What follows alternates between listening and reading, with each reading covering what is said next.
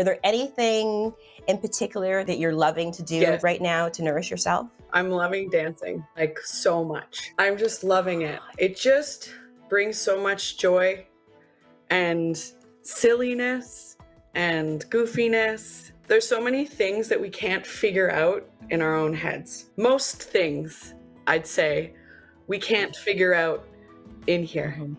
There's so much information that lives inside of our bodies, and dancing is such a good way to almost release things and shift things that trying to work it out in our heads is not going to do. And yeah, it's been amazing for me.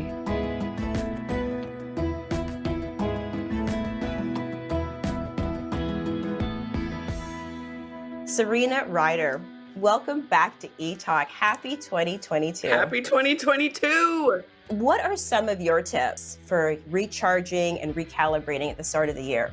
I think starting with looking at the great things that have happened for you and what you're proud of for yourself is always a key to starting, some new path. You have to kind of look back and give yourself a break and give yourself, some kudos for. I actually have never said kudos before.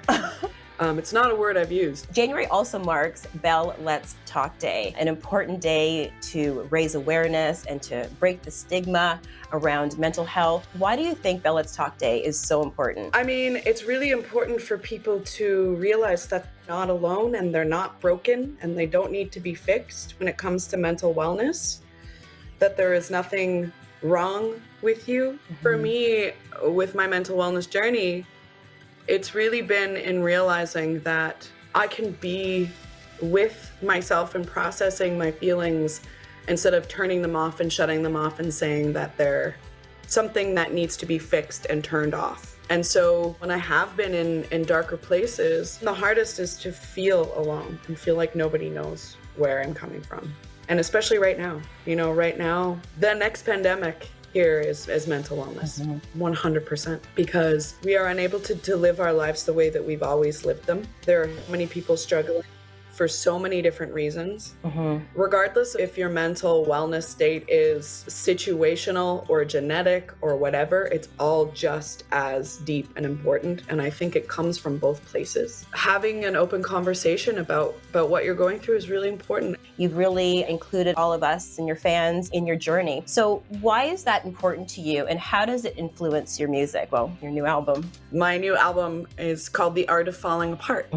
The actual second name to it is Revel in the Unravel. There's different ways of looking at falling apart where so much of us is held in this if you just wanted to see it like this, kind of like a ball, like so much of our story is in this, and it feels scary sometimes to open up. But as soon as we start opening up, it's like you can start reading that story. And it's longer, longer, and longer, and longer. And it makes your life more expansive to open up those dark places or those wound up places. But do it slowly. There is no rush. Doing things slowly is so important. Not that it's any easier too, because it's like we're all so impatient, right? It's like, I want to be here now. It's like, well, what does that mean? What does that mean? My mother said you can't pour from an empty jug. Right. Your jug has to be full before you can pour for others, right? 100%. In 2020, you launched a very personal project. So tell us more about Art House and what you've got planned for 2022. Yeah, absolutely. So Art House Music is a record label that I started with my wo-manager, Sandy India, and we've been working together for 21 years now.